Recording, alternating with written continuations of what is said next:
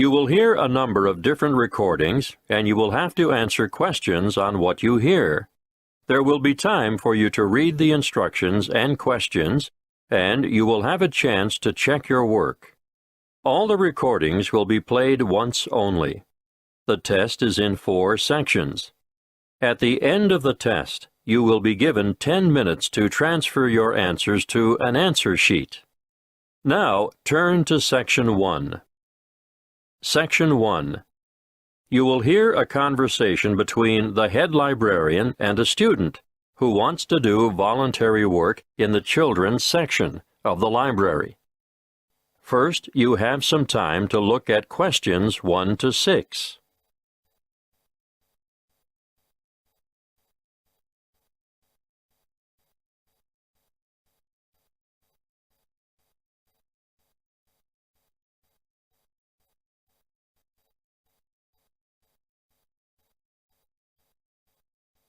You will see that there is an example that has been done for you. On this occasion, only the conversation relating to this will be played first. Good morning. You'd like to volunteer for the children's section, is that right? Yes, I spoke to you on the phone yesterday. That's right. Tessa, isn't it? Yes, Tessa Bridges. The applicant's name is Tessa Bridges. So Bridges has been written in the space. Now we shall begin. You should answer the questions as you listen because you will not hear the recording a second time. Listen carefully and answer questions 1 to 6. Good morning. You'd like to volunteer for the children's section, is that right? Yes, I spoke to you on the phone yesterday. That's right. Tessa, isn't it? Yes, Tessa Bridges. Thank you for coming in today, Tessa. Before we discuss what a volunteer does in the library, I'll need to get some details from you. No problem. What would you like to know? Where do you live, Tessa? I still live with my family in Northwood, 51 Matthew Drive. Matthew? Matthew Drive? Actually, there are 2 T's. Mattthew. Oh, thank you. And the postcode for Northwood is? Oh, I'm still confused about that. It used to be 2614, which of course I still remember, but the post office has recently changed it to 4126. So, 4126. Now, you're a university student, aren't you? Not exactly. I go to Northwood Polytechnic. I'm in my final year. In your final year. So what are you studying? I mean your main subject. Oh, I'm majoring in creative writing. And are you enjoying that? Very much so. I love it. When I graduate, I want to write children's books. That's great. Now, I can see why you're keen to volunteer at the library. We're always grateful for the extra help, but I still have to ask you some more questions about your previous experience. That's fine, but I haven't had a full-time paid job yet. Not to worry. Part-time work or voluntary work gives you the experience most employers are looking for. Well, to start with, when I was 16, I had a babysitting job. And who did you work for? Oh, just family friends. How long did you babysit for family friends? Oh, about 2 years, on and off. After those 2 years were up, what did you do then? Well, I was still working as a babysitter on the occasional evening and weekend when I became a peer tutor at school. I did that for 1 year, my last year at senior high. And what does being a peer tutor involve? Mostly, it means staying behind after school 1 or 2 afternoons a week to help fellow students in the subject that they're having difficulty with. And what subject did you tutor in? English, actually. I see. Do you have any other experience? I worked at the Ace Sports Academy as a tennis coach, but that was only for about 12 weeks over the summer before I enrolled at the Polytechnic. So you're good at sports? Not everything, just tennis. And are you currently working? Yes, well, unpaid work, that is. I'm a volunteer at the local hospital, where I visit sick children who would otherwise not have any visitors. Well, it certainly seems as if you like children. Yes, I do.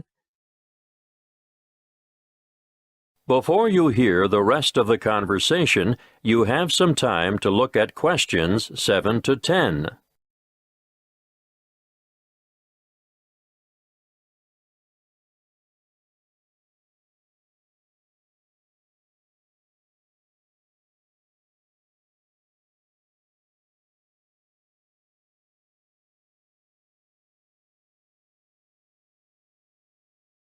Now, listen and answer questions 7 to 10. Well, Tessa, what I need to know now is what your schedule is like, so that we can fit you into the roster here. Can I assume that you're not able to work Monday to Friday during office hours? Right. I'm very busy with lectures, workshops, and assignments during the week. How about weeknights? Say 5 to 7 in the evening. That's a very busy time in the children's section. Well, I couldn't commit to more than 3 evenings a week, and even then it would depend on my schedule. Yes, I understand. If possible, we could make arrangements a week in advance. Would that help? Yes, that might work. Are weekends okay? Well, Sundays are out. Actually, only every other Sunday, because that's when I'm usually needed at the hospital. But I'm free on Saturday afternoons. All right. We could roster you for the odd weekend then. What about school holidays?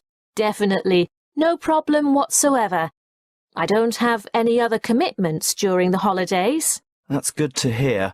We have droves of children here in the holidays, as you can imagine. Thank you. Well, Tessa, we'll send you a letter of appointment in the mail, and we look forward to having you join us as a volunteer. Thanks very much. Now, as for your duties. That is the end of Section 1. You now have half a minute to check your answers.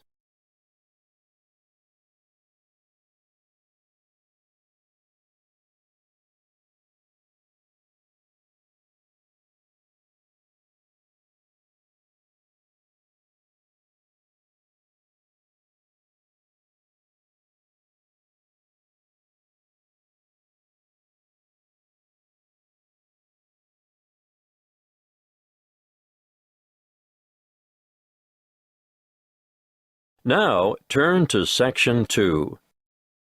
Section 2. You will hear a radio advertisement for a health program. First, you have some time to look at questions 11 to 17.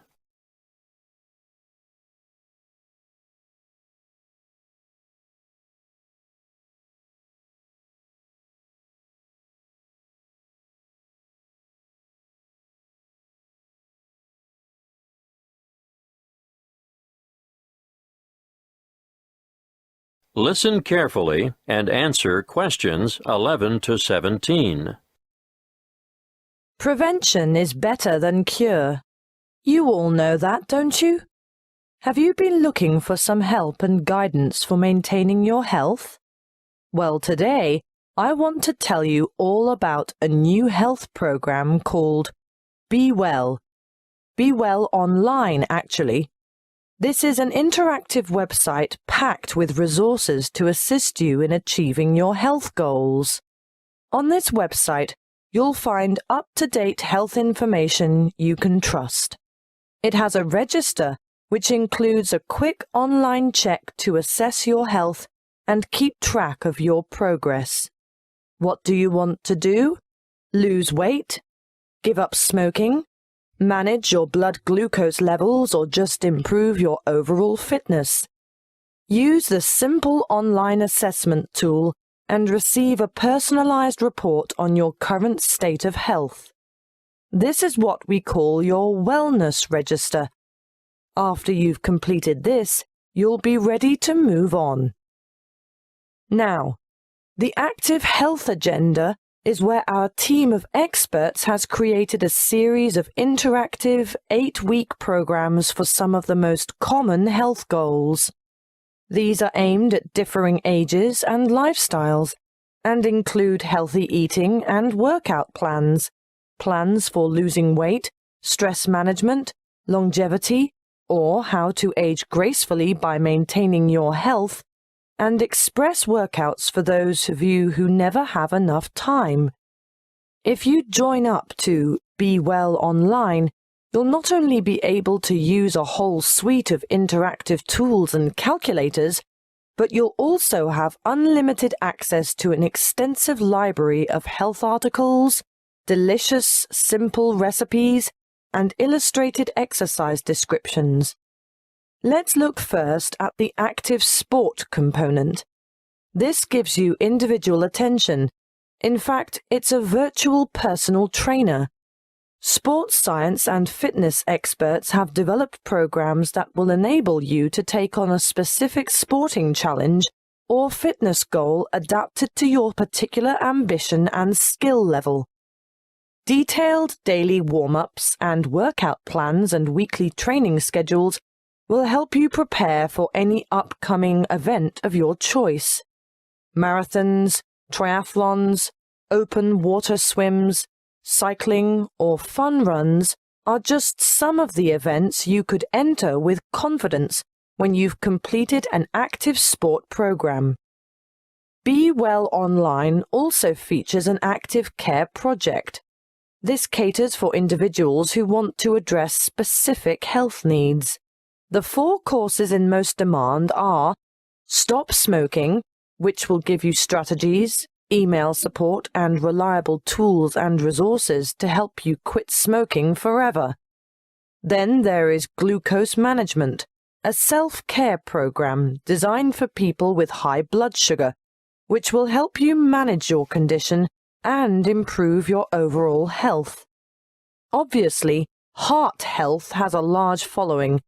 It's basically all about lifestyle modification, where you will take a course of action with the aim of improving your cardiovascular health. Those of you who suffer from neck and/or back pain will benefit from the Back Care program, but we're talking about minor troubles here. Anything major should be attended to by a qualified physician in person. So, what are you waiting for? Register today at bewellforlife.com. Before you hear the rest of the talk, you have some time to look at questions 18 to 20.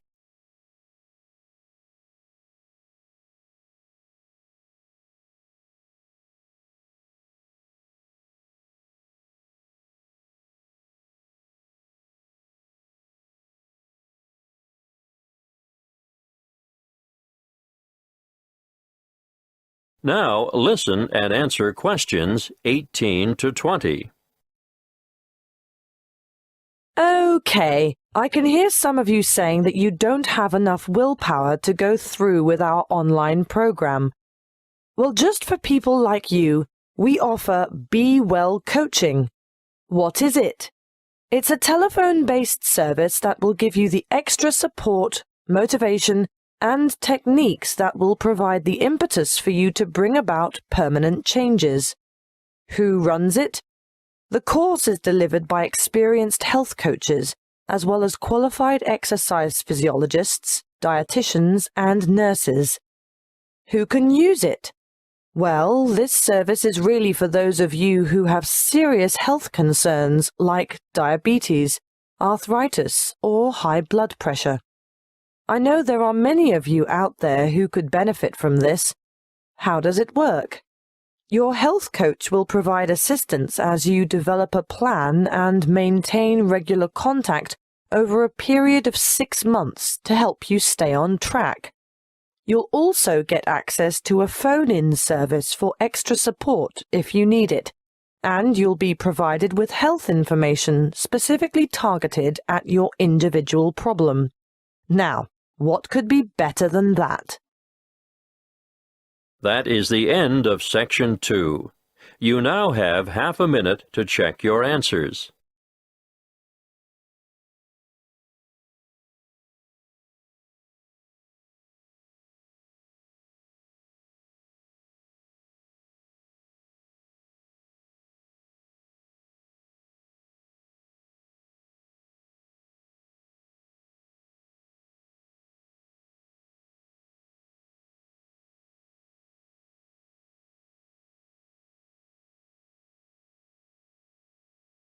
Now turn to Section 3. Section 3. You will hear a conversation between two senior students who have to organize a competition for the University Open Day. First, you have some time to look at questions 21 to 27.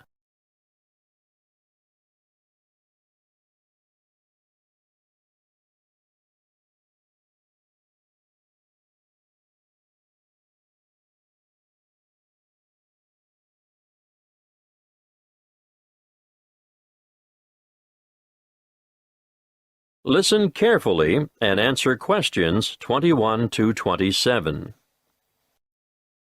Hi, Grant. What sort of competition do you think we should organize? Well, Claire, the Open Day Committee was pretty clear on that. It must be something with youth appeal. That makes sense. After all, most of the visitors will have just left high school. Yeah, so I was thinking technology? Do you mean something which uses the latest technology, like an iPod? Something like that, but a bit more expensive maybe. What about the latest iPhone?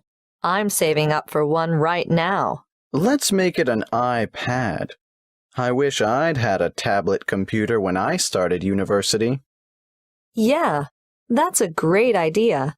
That should get a lot of our younger visitors interested. Right. Let's go with that then. Fine.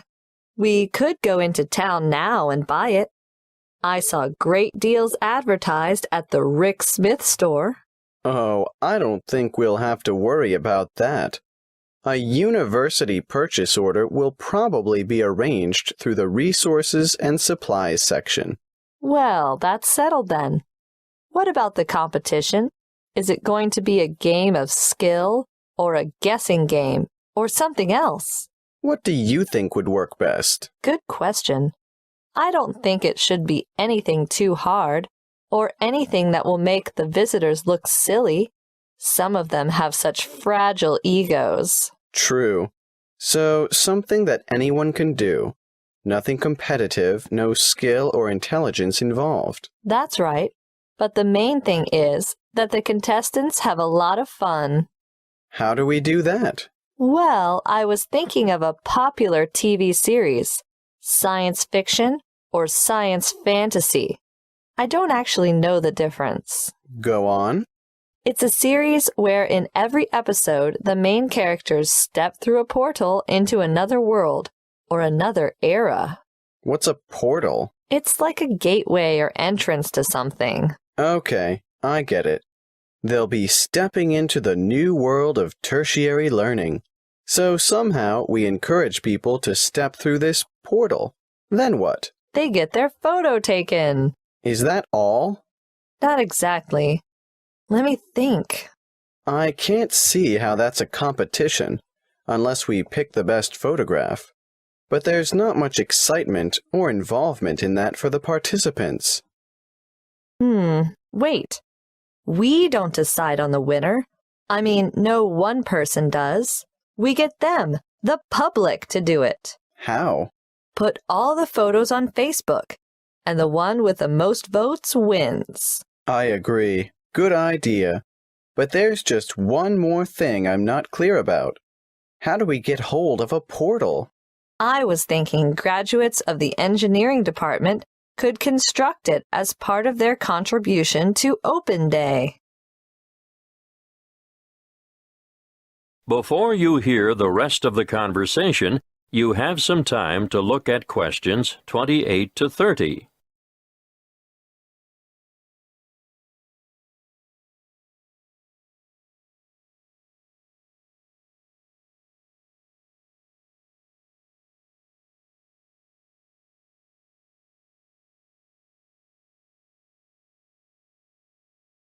Now, listen and answer questions 28 to 30. How do visitors enter the competition on Open Day? Well, firstly, they have to make their way to the portal photo booth on campus. Okay, a bit like a treasure hunt to start with. Yes, and then they get their photo taken stepping through the portal. And they'll have to write down their details. You know, name, phone number, email. No, hang on. Let's keep it simple. Just name and email address should do. Then after, say, the 30th of July, people can visit the university Facebook page and vote for their favorite photo. So the photo with the most votes wins. Yes, I think that should generate quite a bit of interest. What about a cutoff date? Of course, maybe, the most popular photo as of 5 p.m. on the 10th of August will collect the iPad. And the winner will be notified by email. And the winning photo will be enlarged and published in full color on the university Facebook page. That is the end of Section 3. You now have half a minute to check your answers.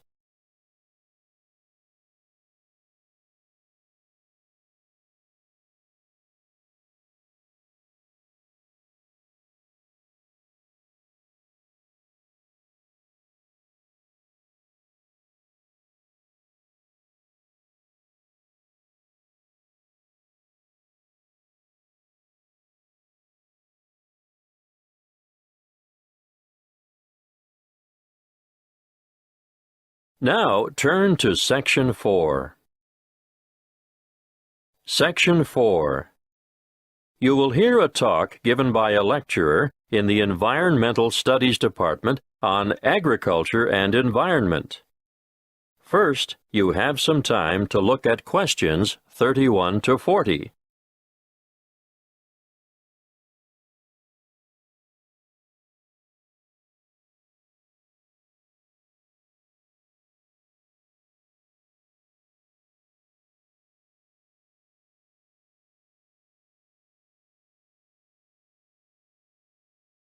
Listen carefully and answer questions 31 to 40. Welcome to this lecture on agriculture and the environment. I hope it is enough to make some of you decide on a career in the field of agricultural science. As you all know, food is a basic human need, and producing enough of it is the single greatest challenge facing the modern world. Developing nations have rapidly expanding populations, so agriculture should be central to any development agenda for those countries. What's more, 75% of people in the developing world are dependent, directly or indirectly, on agriculture for their livelihood. And for many low-income countries, it's the most important sector of the economy, accounting for 50% of GDP, and sometimes it's the primary, if not only, source of foreign currency. Now, of course, when I talk about agriculture, I am using the term to encompass more than just growing food crops. Of course, livestock farming, fishing, and forestry are included. In order to combat wide-scale food shortages, agricultural research programs are underway in many areas. Using science is one way to increase productivity. But, a word of warning, agriculture must also be sustainable. Let's look at approaches that are not sustainable. Firstly, overgrazing and intensive cropping are two ancient but destructive practices that lead to loss of soil fertility. Secondly, the modern idea of liberal application of chemical pesticides and herbicides has had disastrous consequences for the health of the land, ranging from the pollution of water sources to the destruction of wildlife. These practices have ignored the mechanisms that sustain ecological communities. Ignorance has led to the destruction of the very biodiversity that is essential for sustainable food production. However, introducing new agricultural techniques, especially things like genetic engineering, can be difficult because many people remain suspicious of the fact that plants have had their genetic material modified by scientists. Biotechnology has also led to the dubious practice of bioprospecting, or, as some prefer to call it, biopiracy. Foreign multinational companies have been accused of illegally obtaining samples of indigenous plants of other countries in order to get their hands on genetic material to improve the quality or yield of their own crops. We must put aside the controversy surrounding the field of agricultural biotechnology in order to concentrate on the biggest threat to food production on this planet, which is, yes, climate change. The effects of global warming so far have been to shrink the food supply, thereby pushing up prices and making even the most basic necessities unaffordable. As I see it, the international community must address this and other challenges to agricultural production with urgency. Concrete scientific and technological achievements need to be presented for farmers to evaluate and learn to use. But, apart from that, governments need to address the complex issues of policy development if the world's hungry are to be fed. Environmental policies need to be put in place to protect ecosystems and correct soil degradation where possible. Countries cannot continue to exploit natural resources whilst ignoring the consequences. In fact, I'd like to see teams of agriculture and environment experts making up a global network which would monitor the world's farming systems. Different farming systems should be studied not only with a view to analyzing the environmental effects, but the social and economic effects as well. The studies would be carried out with a view to stemming pollution and erosion and promoting safe, cost-effective practices that will guarantee a secure food supply in the future. Monitoring sites would need to be set up all across the world and data collected in a systematic way. Of course, building the online infrastructure for such a project would cost millions of dollars, and there would be ongoing costs involved with the monitoring system. But the information gathered would go a long way towards solving the problem of feeding the masses and ensuring millions of people don't face a hungry future. That is the end of Section 4. You now have half a minute to check your answers.